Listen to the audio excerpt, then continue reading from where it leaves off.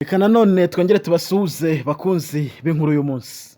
Inkuru y'umunsi ya none turayihera i Kirehe hano mu Rwanda, aho umuyobozi ushinzwe ibikorwa remezo yatawe muri yombi. Turanyarukira ku yindi nkuru itubwira ko Barafinda yongeye gutanga kandidatire. Turakomereza muri Leta Zunze Ubumwe za Amerika, aho Donald Trump akomeje kwandikira Biden mu bahabwa amahirwe yo kuyobora Amerika. Turerekeza i Vatikani, aho Papa Francis yasabye imbabazi ku magambo ye byavuzwe ko atesha agaciro abaryamana bahuje ibitsina. Turasoreza muri Amerika n'ubundi, aho urubanza rwa Trump n'umukinnyi wa filime z'urukozasoni rwasubiye irudubi. Reka inkuru yacu y'umunsi tuyahere i Kirehe, aho umuyobozi ushinzwe ibikorwa remezo yatawe muri yombi. Ni inkuru dukesha Kigali Today itubwira ko urwego rw'igihugu rushinzwe ubugenzacyaha RIB rwatangaje ko rwafunze Gasagure Vital, umuyobozi ushinzwe ibikorwa remezo mu karere ka Kirehe, hamwe n'icyitso cye Sindikubwabo Evariste, bombi bakurikiranyweho gusaba no kwakira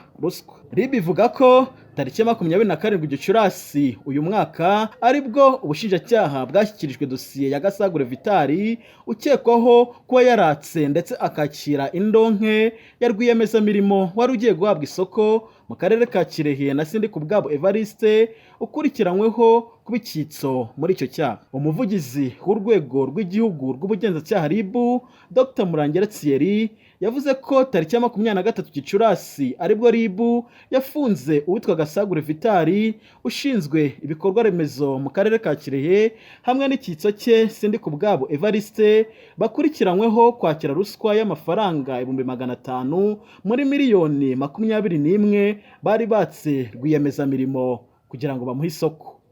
Gasagure Vital akaba akurikiranyweho icyaha cyo gusaba no kwakira indonke, mu gihe Sindikubwabo Evariste we akurikiranyweho kuba icyitso ku cyaha cyo gusaba no kwakira indonke. Aba bombi umuvugizi wa RIB Murangera Thierry avuga ko bafungiye kuri sitasiyo ya RIB ya Kirehe. Dr Murangera Thierry yasobanuye ko icyaha cyo gusaba no kwakira indonke aba bombi bakurikiranyweho giteganywa n'ingingo ya 4 y'itegeko ryerekeye kurwanya ruswa. Gasagure Vital mu gihe yaramuka ahamijwe iki cyaha n'urukiko yahabwa igihano cy'igifungo kuva ku myaka 5 ariko kitarengeje imyaka 7 n'ihazabu y'amafaranga y'u Rwanda yikubye inshuro kuva kuri 3 kugeza kuri 5 z'agaciro k'indonke yatse cyangwa se yakiriye. Naho igihano ku cyaha cyo kuba icyitso Sindikubwabo Evariste akurikiranyweho aramutse agihamijwe n'urukiko yahanwa hashingiwe ku ngingo ya 4 ry'itegeko riteganya ibyaha n'ibihano muri rusange, riteganya ko icyitso gihanwa hashingiwe ku bihano itegeko riteganyiriza uwakoze icyaha. Mu butumwa RIB itanga ishimira abaturarwanda bamaze gusobanukirwa ububi bwa ruswa bagatanga amakuru. Ikindi kandi nuko RIB ikomeje kwihanangiriza abakomeza kwishora mu bikorwa bya ruswa, kuko uzabifatirwamo atazihanganirwa azakurikiranwa nk'uko amategeko abiteganya. Reka inkuru z'umunsi zacu tuzikomereze kuri Barafinda wongeye gutanga kandidatire. Ni inkuru dukesha igihe.com itubwira ko Barafinda Sekikubo Fred wigeze gushaka kwiyamamaza ku mwanya w'umukuru w'igihugu muri 2017 yongeye gushyikiriza komisiyo y'igihugu y'amatora kandidatire ye, ashaka kuba umukandida kuri uwo mwanya mu matora ateganyijwe muri Nyakanga uyu mwaka. Barafinda aherekejwe n'umugore we yakiriwe na perezida wa komisiyo y'igihugu y'amatora Oda Gasingizwa. Nyuma yo gutanga kandidatire ye, Barafinda yatangarije itangazamakuru ko yishimiye kubona ateye iyo ntambwe ndetse ibyangombwa bye bikaba byakiriwe na komisiyo. Barafinda yagize ati: kuba ntanze kandidatire yanjye ikaba yakiriwe na perezida wa komisiyo y'igihugu y'amatora ntabwo bintunguye. Uyu Barafinda yagaragaje ko urugendo rwo gushaka imikono 600 isabwa na komisiyo y'igihugu y'amatora rutari rworoshye, ibintu yagereranyije no kurira umusozi wa Karisimbi. Ati: urugendo rwo gushaka abashyigikira kandidatire yanjye rwari rugoye cyane, byari nk'agasozi ka Karisimbi, ariko uko byagenda kose Imana ntacyo twayiburana kuko kwizera birarema kandi byose birashoboka iyo wizera Imana kandi ukizerera mu kuri. Uyu Barafinda yamamaye cyane ku mbuga nkoranyambaga aho amagambo ye yahererekanwaga n'abantu kuva ku bakiri bato kugeza ku bari mu zabukuru. Barafinda yavuze ko urugendo rw'uyu mwaka rwo gushaka ibyemezo bye rutandukanye n'urwo muri 2017 kuko abanyarwanda bamaze gusobanukirwa politiki bitandukanye na mbere. Uyu Barafinda yagize ati: manifesto yanjye ikubiyemo impamvu nziza nyinshi 200 nzaziramburira abanyamakuru mu buryo burambuye. Yagaragaje kandi ko hari impamvu ibihumbi 200 afite ku bijyanye no guteza imbere Afurika mu gihe yaba atowe ndetse n'impamvu ibihumbi 20 ku rwego rw'isi yose. Reka tumwifuriza amahirwe masa mu matora ateganyijwe. Ubundi twebwe twikomereza amakuru yacu muri Leta Zunze Ubumwe za Amerika aho Donald Trump akomeje kwanikira Biden mu bahabwa amahirwe yo kuyobora Amerika. Iyi ni inkuru dukesha igihe.com itubwira ko Donald Trump akomeje kuza imbere ya Joe Biden usanzwe ayobora Leta Zunze Ubumwe za Amerika mu bahabwa amahirwe yo kuzatsinda amatora ateganyijwe mu mpera z'uyu mwaka. Imbuga zikusanya ibitekerezo by'abanyamerika ku matora zigaragaza ko amahirwe menshi ahabwa Trump kurusha Biden bahanganye.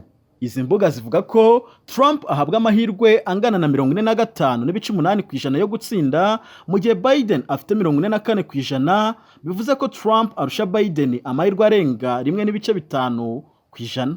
Ibi ni ubwa mbere bibaye aho umuntu wigeze kuba perezida agaragaje gushyigikirwa cyane ku kigero ashyiramo umwitangirizwa munini hagati ye n'uwo.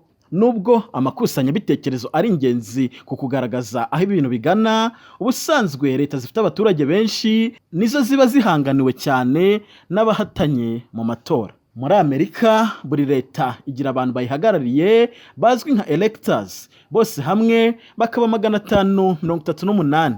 Buri leta kandi igira umubare w'aba electors bitewe n'abayituye, bityo leta zituwe zigira abazihagarariye benshi ugereranyije n'izidatuwe.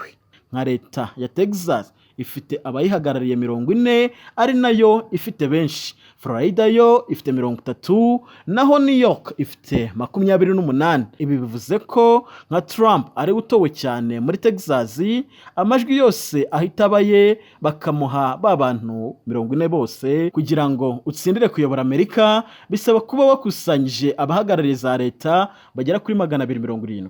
Amatora ya perezida wa Leta Zunze Ubumwe za Amerika azaba tariki ya 5 Ugushyingo 2024. Reka dutegereze turebe aho bigana hagati ya Joe Biden ndetse na Trump.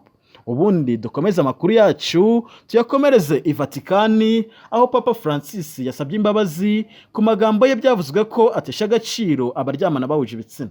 Iyi ni inkuru n'ubundi dukesha igihe.com ivuga ko umushumba wa Kiliziya Gatolika ku isi Papa Francis yasabye imbabazi ku magambo byavuzwe ko yavuze atesha agaciro abagabo baryamana bahuje ibitsina, avuga ko ataragamije kugira uwo akomeretsa. Itangazo Vatikani yashyize ahagaragara risobanura ko Papa nta muntu yaragamije gukomeretsa ndetse asabye imbabazi uw'iryo jambo ryakomerekeje. BBC yanditse ko ubwo yari mu nama y'abepiskopi mu Butaliyani, Papa Francis yavuze ko abagabo baryamana nabo bahuje ibitsina batagomba kwemererwa kwiga amasomo abinjiza mu mirimo ya gisaseridoti. Umuyobozi mukuru w'ibiro bya Papa Matteo Bruni yatangaje ko nubwo iyi nama yabereye mu muhezo ariko yanditsweho ibintu byinshi ndetse Papa yabimenye byose. Matteo Bruni yagize ati: Papa ntabwo yaragamije kugira uwo ababaza cyangwa se gutesha agaciro abagabo baryamana bahuje ibitsina, ndetse asabye imbabazi buri wese wababajwe cyangwa wakomerekejwe n'ijambo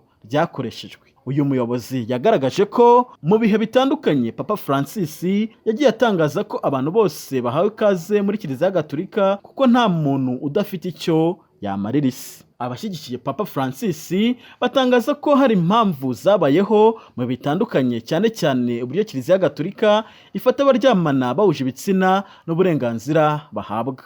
Mu minsi mike ishize Papa Francis yagaragaje ko mu bihe bibaye ngombwa abaryamana bahuje ibitsina bajya bahabwa umugisha, gusa abepiskopi bo mu bice bitandukanye by'isi babaganiye kure iyi ngingo.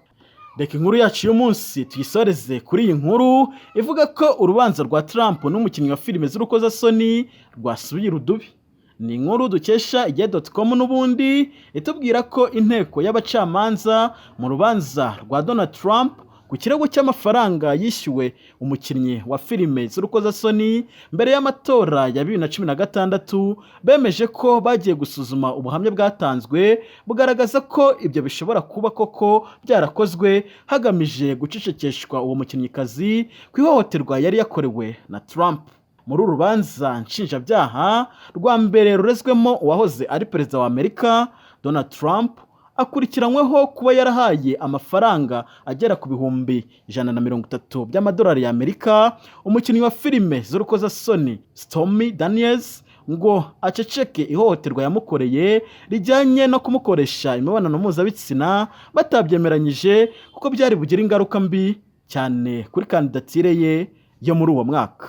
Itariki ya 28 Gicurasi 2024 wari umunsi wa nyuma wo kumva ubwiregure buyobowe n'umucamanza Joshua Steinglass. Michael Cohen yatanze ubuhamya avuga ko ubwo yari umwunganizi wa Donald Trump yahawe amafaranga inshuro zinyuranye yo kwishyura Stormy Daniels ngo aceceke ibyabaye, ariko akajya yitirirwa ko yishyuwe ubwunganizi mu mategeko butigeze mu by'ukuri butangwa. Uyu Cohen nyuma yo kwemera ko ibyo nawe yagizemo uruhare ari uburiganya yaje kudakomeza kuba umunyamategeko wa Trump mu gihe na Trump atemeranya n'ibivugana Cohen wahoze ari umunyamategeko we. Donald Trump ugikurikiranyweho ibyaha binyuranye, buri cyaha kimuhamye yafungwa imyaka 4 mu gihe kandi anahatanye mu matora ya perezida azaba mu Gushyingo uyu mwaka. Gusa urukiko rushobora kumuhamya ibyaha byose, kumugira umwere kuri byose